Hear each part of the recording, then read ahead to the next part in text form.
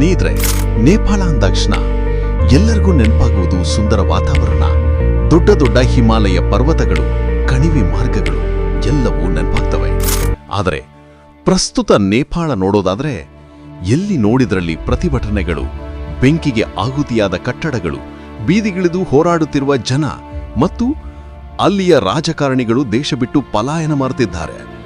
ನೇಪಾಳದಲ್ಲಿನ ಈ ಎಲ್ಲಾ ಘಟನೆಗಳಿಗೆ ಕಾರಣ ಏನು ಅಂತ ಈ ವಿಡಿಯೋದಲ್ಲಿ ತಿಳಿದುಕೊಳ್ಳೋಣ. ಪ್ರಸ್ತುತ ನೇಪಾಳದಲ್ಲಿ ನಡೆಯುತ್ತಿರುವುದು ಐತಿಹಾಸಿಕ ಮತ್ತು ಆಶ್ಚರ್ಯಕರ ಘಟನೆಯಾಗಿದೆ. ಇದು ಕೇವಲ ಘಟನೆ ಅಲ್ಲ, ಇದು ಒಂದು ಪ್ರತಿಭಟನೆ. ಇದೊಂದು ಕೇವಲ ಪ್ರತಿಭಟನೆ ಅಲ್ಲ, ಯುವ ಶಕ್ತಿಯ ಕ್ರಾಂತಿ ಮತ್ತು ಆಕ್ರೋಶವಾಗಿದೆ. ಅನ್ಯಾಯದ ವಿರುದ್ಧದ ಬಿರುಗಾಳಿ ಸುಡುವ ಜ್ವಾಲೆಯಾಗಿ ರೂಪುಗೊಂಡಿದೆ. ಹಿಮಾಲಯದ ಸುಂದರವಾದ ವಾತಾವರಣದಲ್ಲಿ ಹೊತ್ತಿಕೊಂಡ ಜ್ವಾಲೆ ಇಂದು ಇಡೀ ದೇಶವನ್ನೇ ಸುಟ್ಟಾಕ್ತಾ ಇದೆ, ಇಡೀ ಜಗತ್ತನ್ನೇ ಬೆಚ್ಚಿ ಬೀಳಿಸಿದೆ. ಸೋಷಿಯಲ್ ಮೀಡಿಯಾಗಳ ನಿಷೇಧದೊಂದಿಗೆ ಆರಂಭವಾದ ಈ ದಂಗೆ ಭ್ರಷ್ಟಾಚಾರ, ಆರ್ಥಿಕ ಅಸಮಾನತೆ ವಿರುದ್ಧದ ಹೋರಾಟವಾಗಿ ಬೆಳೆದು ನಿಂತಿದೆ. ಈ ದಂಗೆಯಲ್ಲಿ ಹಲವು ಜನ ಸಾವನ್ನಪ್ಪಿದ್ದಾರೆ. ನೇಪಾಳ ಪ್ರಧಾನಿ ಕೆಪಿ ಶರ್ಮಾ ಓಲಿ ರಾಜೀನಾಮೆ ನೀಡಿದ್ದಾರೆ. ಪಾರ್ಲಿಮೆಂಟ್ ಸೇರಿದಂತೆ ಹಲವು ಸರ್ಕಾರಿ ಕಟ್ಟಡಗಳು ಹೊತ್ತಿ ಉರಿಯುತ್ತಿವೆ. ಆದರೆ ಇವೆಲ್ಲ ಯಾಕೆ ನಡೀತಿವೆ ಅಂತ ತಿಳಿಯಬೇಕಾದ್ರೆ ಸ್ವಲ್ಪ ಇತಿಹಾಸದ ಕಡೆಗೆ ನೋಡೋಣ. ಪ್ರಕೃತಿ ಸೌಂದರ್ಯಕ್ಕೆ ಹೆಸರುವಾಸಿಯಾದ ಈ ನೇಪಾಳ ಹಲವು ಶತಮಾನಗಳಿಂದ ರಾಜಪ್ರಭುತ್ವದ ಆಳ್ವಿಕೆಗೆ ಒಳಗಾಗಿದ್ದಂಥ ದೇಶ. ಬ್ರಿಟಿಷ್ ಆಡಳಿತದ ಅವಧಿಯಲ್ಲಿ 1768ರಲ್ಲಿ ಪೃಥ್ವಿನಾರಾಯಣ್ ಶಾ ಎಂಬ ರಾಜನಿಂದ ಏಕೀಕರಣಗೊಂಡ ನೇಪಾಳ 2008ರವರೆಗೂ ಕೂಡ ರಾಜರ ಆಡಳಿತದಲ್ಲಿತ್ತು. ಆದರೆ 1990ರ ದಶಕದಲ್ಲಿ ಮಾವೋವಾದಿಗಳ ಚಳವಳಿ ಉಗ್ರ ಸ್ವರೂಪವನ್ನ ತಾಳುತ್ತೆ. ಮಾವೋವಾದಿಗಳು ರಾಜಮನೆತನದ ವಿರುದ್ಧ ಉಗ್ರವಾದ ಹೋರಾಟವನ್ನು ಮಾಡ್ತಾರೆ. ಇದರಿಂದಾಗಿ ಸಾವಿರಾರು ಜನ ಸಾವಿಗೀಡಾಗ್ತಾರೆ. 2006ರಲ್ಲಿ ಮತ್ತೊಮ್ಮೆ ಈ ಹೋರಾಟ ಉಗ್ರ ರೂಪವನ್ನು ಹೊಂದಿ ಜನಾಂದೋಲನ ರೂಪವನ್ನ ಪಡೆಯುತ್ತದೆ. ಅಲ್ಲಿಗೆ ರಾಜ್ಯ ಪ್ರಭುತ್ವ ಕೊನೆಗೊಂಡು 2008ರಲ್ಲಿ ನೇಪಾಳದಲ್ಲಿ ಗಣರಾಜ್ಯ ವ್ಯವಸ್ಥೆ ಸ್ಥಾಪನೆಯಾಗುತ್ತದೆ. 2015ರಲ್ಲಿ ನೇಪಾಳಕ್ಕೆ ಪ್ರತ್ಯೇಕ ಸಂವಿಧಾನ ಕೂಡ ರಚನೆಯಾಗುತ್ತದೆ. ಅಲ್ಲಿಯವರೆಗೆ ಜಗತ್ತಿನ ಏಕೈಕ ಹಿಂದೂ ರಾಷ್ಟ್ರವಾಗಿದ್ದ ನೇಪಾಳ ಅಂದಿನಿಂದ ಜಾತ್ಯತೀತ ರಾಷ್ಟ್ರವಾಗುತ್ತದೆ. ಆದರೆ ಅಲ್ಲಿ ಸರಿಯಾದ ಸರ್ಕಾರ ರಚನೆಯಾಗಲಿಲ್ಲ. ಕಳೆದ 17 ವರ್ಷದ ಅವಧಿಯಲ್ಲಿ 13 ಸರ್ಕಾರಗಳು ಬಂದು ಹೋಗಿವೆ. ಭ್ರಷ್ಟಾಚಾರ, ನಿರುದ್ಯೋಗ, ಬಡತನ ಮತ್ತು ರಾಜಕೀಯ ಅಸ್ಥಿರತೆ ನೇಪಾಳದ ಯುವಕರನ್ನು ಕಾಡ್ತಿವೆ. ಯುವಕರು ತಮ್ಮ ಭವಿಷ್ಯವನ್ನ ಕಳೆದುಕೊಳ್ಳುತ್ತಿರುವುದರಿಂದ ಅವರ ಆಕ್ರೋಶ ಹೆಚ್ಚಾಗಿದೆ.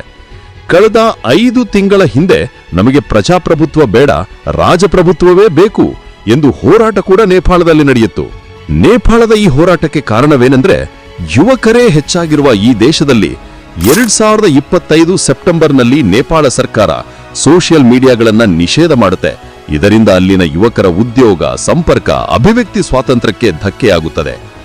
ಇವುಗಳನ್ನ ನಿಷೇಧ ಮಾಡಲು ಸರ್ಕಾರ ಕೊಟ್ಟಂತ ಕಾರಣ ದೇಶದಲ್ಲಿ ಅಶಾಂತಿಯನ್ನ ನಿಯಂತ್ರಿಸಲು ಎಂದು ಹೇಳಿ ಆ ಮೂಲಕ ಸರ್ಕಾರ ಯುವಕರ ಧ್ವನಿಯನ್ನ ಹತ್ತಿಸುವ ಕೆಲಸ ಮಾಡುತ್ತೆ. ಇದರಿಂದ ಯುವಕರು ಸರ್ಕಾರದ ವಿರುದ್ಧ ದೊಡ್ಡ ಪ್ರಮಾಣದಲ್ಲಿ ಬಂಡೆದ್ದು ಬಿಡ್ತಾರೆ. ಈ ರೀತಿ ಸರ್ಕಾರದ ವಿರುದ್ಧ ಪ್ರತಿಭಟನೆ ನಡೆಯುತ್ತಿರುವುದಕ್ಕೆ ಸೋಷಿಯಲ್ ಮೀಡಿಯಾ ಒಂದು ಸಣ್ಣ ಕಾರಣ ಅಷ್ಟೇ ಅಂತ ಹೇಳ್ಬೋದು. ನಿಜವಾದ ಕಾರಣ ನೇಪಾಳದಲ್ಲಿ ಭ್ರಷ್ಟಾಚಾರ ಹೆಚ್ಚಾಗಿದೆ. ರಾಜಕಾರಣಿಗಳ ಮಕ್ಕಳು ಮತ್ತು ಅವರ ಸಂಬಂಧಿಕರು ಐಷಾರಾಮ ಜೀವನ ನಡೆಸುತ್ತಿದ್ದಾರೆ. ಆದರೆ ಇನ್ನೊಂದು ಕಡೆ ನೋಡುವುದಾದ್ರೆ ಅಲ್ಲಿನ ಅರ್ಧದಷ್ಟು ಯುವಕರು ನಿರುದ್ಯೋಗಿಗಳಾಗಿದ್ದಾರೆ. ಬಡತನ ಹೆಚ್ಚಾಗಿದೆ. ಆರ್ಥಿಕ ಅಸಮಾನತೆ, ರಾಜಕೀಯ ದಬ್ಬಾಳಿಕೆ, ಸರ್ಕಾರದ ಮೇಲಿರುವ ಭ್ರಷ್ಟಾಚಾರದ ಆರೋಪಗಳು, ಸರ್ಕಾರಿ ಹಣದ ದುರ್ಬಳಕೆ ಮತ್ತು ಯುವಕರನ್ನ ಹತ್ತಿಕ್ಕುವ ಪ್ರಯತ್ನಗಳು ಈ ಹೋರಾಟಕ್ಕೆ ಕಾರಣ ಅಂತ ಹೇಳ್ಬೋದು. 2025 ಸೆಪ್ಟೆಂಬರ್ನಲ್ಲಿ ಖಟ್ಮಂಡುನಲ್ಲಿ ಒಂದು ದೊಡ್ಡ ಪ್ರತಿಭಟನೆ ಪ್ರಾರಂಭವಾಯಿತು. ಭಾರೀ ಪ್ರಮಾಣದಲ್ಲಿ ಯುವಕರು ಸಿಡಿದದ್ರು. ಆದರೆ ಇದಕ್ಕೆ ಸರ್ಕಾರದ ಪ್ರತಿಕ್ರಿಯೆ ಬಹಳ ಕಠಿಣವಾಗಿತ್ತು. ಪೊಲೀಸರು ಲಾಠಿ ಚಾರ್ಜ್, ಗುಂಡಾದಾಳಿ ಮೂಲಕ ಪ್ರತಿಭಟನೆಯನ್ನ ಹತ್ತಿಕ್ಕಲು ಪ್ರಯತ್ನಿಸಿದ್ರು. ಇದರಿಂದ ಕೆಲವರು ತಮ್ಮ ಪ್ರಾಣವನ್ನ ಕಳೆದುಕೊಳ್ಬೇಕಾಯಿತು. ಆದರೂ ಸಹ ಈ ಹೋರಾಟ ದೇಶ ತುಂಬ ಹಬ್ತಾ ಇದೆ. ಖಟ್ಮಂಡುನಲ್ಲಿ ಸರ್ಕಾರಿ ಕಟ್ಟಡಗಳು, ರಾಜಕಾರಣಿಗಳ ಮನೆಗಳಿಗೆ ಮತ್ತು ಪಾರ್ಲಿಮೆಂಟ್ ಕಟ್ಟಡಗಳಿಗೆ ಬೆಂಕಿ ಹಚ್ಚಿ ಸುಡಲಾಗಿದೆ. ಈ ಪ್ರತಿಭಟನೆಗಳಿಗೆ ಹೆದರಿ ಪ್ರಧಾನಿ ಕೆಪಿ ಶರ್ಮಾ ಓಲಿ ರಾಜೀನಾಮೆ ನೀಡಿ ಹೆಲಿಕಾಪ್ಟರ್ನಲ್ಲಿ ಪಲಾಯನ ಮಾಡಿದ್ರು. ಜೈಲುಗಳಲ್ಲಿ ದಂಗೆ ಪ್ರಾರಂಭವಾಗಿ ಸಾವಿರಾರು ಖೈದಿಗಳು ಜೈಲಿನಿಂದ ತಪ್ಪಿಸಿಕೊಂಡ್ರು. ಪೊಲೀಸರು ಮತ್ತು ಸೇನೆ ದಂಗೆಯನ್ನ ಹತ್ತಿಕ್ತಿದ್ರು ಕೂಡ ಇನ್ನೂ ಕೂಡ ಆಕ್ರೋಶ ಮುಂದುವರೆದಿದೆ. ನೇಪಾಳದ ಹಣಕಾಸು ಸಚಿವರನ್ನ ಅಟ್ಟಾಡಿಸಿ, ಥಳಿಸಿ, ಬಟ್ಟೆ ಬಿಚ್ಚಿ ನದಿಗೆ ತಳ್ಳಲಾಗಿದೆ. ನೇಪಾಳದಲ್ಲಿ ವ್ಯಾಪಕ ಭ್ರಷ್ಟಾಚಾರ, ನಿರುದ್ಯೋಗ, ಬಡತನ ಈ ದಂಗೆಗೆ ಮೂಲ ಕಾರಣ ಅಂತ ಹೇಳ್ಬೋದು. ಚೀನಾ ದೇಶಕ್ಕೆ ಹತ್ತಿರವಾಗಿದ್ದ ನೇಪಾಳದ ಪ್ರಧಾನಿ ಓಲಿ ಅಧಿಕಾರ ಕಳೆದುಕೊಂಡಿದ್ದಾರೆ. ನೇಪಾಳ ಸರ್ಕಾರ ಏಕಾಏಕಿ ಸೋಷಿಯಲ್ ಮೀಡಿಯಾ ನಿಷೇಧ ಮಾಡಿದ್ದು ಈ ಕ್ರಾಂತಿಗೆ ನಾಂದಿ ಹಾಡಿತು ಅಂತ ಹೇಳಬಹುದು. ಇನ್ನೊಂದು ವಿಷಯವೇನೆಂದರೆ, ಪ್ರಧಾನಿ ಓಲಿ ರಾಜೀನಾಮೆ ನೀಡಿದ ನಂತರ ಅವರ ಸ್ಥಾನಕ್ಕೆ ಯುವಕ ಬಾಲೆನ್ ಶಾ ಬರುವ ಸಾಧ್ಯತೆ ಹೆಚ್ಚಾಗಿದೆ. ನೇಪಾಳದ ಮುಂದಿನ ಪ್ರಧಾನಿಯಾಗಲಿರುವ ಬಾಲೆನ್ ಶಾ ಕರ್ನಾಟಕದ ವಿಶ್ವೇಶ್ವರಯ್ಯ ತಾಂತ್ರಿಕ ವಿಶ್ವವಿದ್ಯಾಲಯದಲ್ಲಿ ಸಿವಿಲ್ ಇಂಜಿನಿಯರಿಂಗ್ ಮುಗಿಸಿದ್ದಾರೆ ಮತ್ತು ಅವರು ಕಠ್ಮಂಡು ಮೇಯರ್ ಆಗಿ ಕೂಡ ಕಾರ್ಯನಿರ್ವಹಿಸಿದ್ದಾರೆ. ನೇಪಾಳದಲ್ಲಿ ಪ್ರತಿಭಟನೆ ಮಾಡುತ್ತಿರುವ ಯುವಕರ ಕೆಲ ಬೇಡಿಕೆಯ ಕಡೆ ನೋಡೋದಾದ್ರೆ, ಮುಖ್ಯವಾಗಿ ಭ್ರಷ್ಟ ರಾಜಕಾರಣಿಗಳ ವಿರುದ್ಧ ಕಠಿಣ ಕ್ರಮ ಕೈಗೊಳ್ಳಬೇಕು ಮತ್ತು ದೇಶದ ಪ್ರಜೆಗಳಿಗೆ ಅಭಿವ್ಯಕ್ತಿ ಸ್ವಾತಂತ್ರ್ಯ ನೀಡಬೇಕು ಮತ್ತು ರಾಜಕೀಯ ಹುದ್ದೆಗಳಲ್ಲಿರುವವರಿಗೂ ಕೂಡ ನಿವೃತ್ತಿ ವಯಸ್ಸು ನಿಗದಿಪಡಿಸಬೇಕು. ಈ ಪ್ರತಿಭಟನೆಯಲ್ಲಿ ಬೇರೆ ಯಾವುದೋ ದೇಶದ ಕೈವಾಡ ಇದೆ ಅಂತ ಅನ್ನಿಸಿದ್ರೂ ಕೂಡ ನೇಪಾಳದ ರಾಜಕಾರಣಿಗಳು ಜನರನ್ನ ಶೋಷಣೆ ಮಾಡಿದ್ದಂತೂ ಸುಳ್ಳಲ್ಲ. ನೇಪಾಳದಲ್ಲಿ ನಡೆಯುತ್ತಿರುವ ಈ ಹೋರಾಟ ನಮ್ಮ ದೇಶದ ಭ್ರಷ್ಟ ರಾಜಕಾರಣಿಗಳಿಗೆ ಒಂದು ಪಾಠವಾಗಲಿದೆ. ಸ್ನೇಹಿತರೆ, ಇಲ್ಲಿಯವರೆಗೆ ಈ ವಿಡಿಯೋ ನೋಡಿದಿರಲ್ಲ.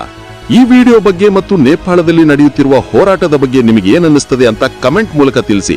ಈ ವಿಡಿಯೋ ನಿಮಗೆ ಇಷ್ಟವಾಗಿದ್ರೆ ಒಂದು ಲೈಕ್ ಮಾಡುವುದರ ಮೂಲಕ ನಮ್ಮ ಈ ಹೊಸ ಪ್ರಯತ್ನಕ್ಕೆ ನಿಮ್ಮ ಬೆಂಬಲ ನೀಡಿ ಮತ್ತು ನಮ್ಮ ಚಾನೆಲ್ಗೆ ಸಬ್ಸ್ಕ್ರೈಬ್ ಮಾಡಿಕೊಳ್ಳೋದನ್ನ ಮರಿಬೇಡಿ. ಇಲ್ಲಿಗೆ ಈ ವಿಡಿಯೋ ಮುಗಿಸ್ತೇನೆ. ಎಲ್ಲರಿಗೂ ನಮಸ್ಕಾರಗಳು.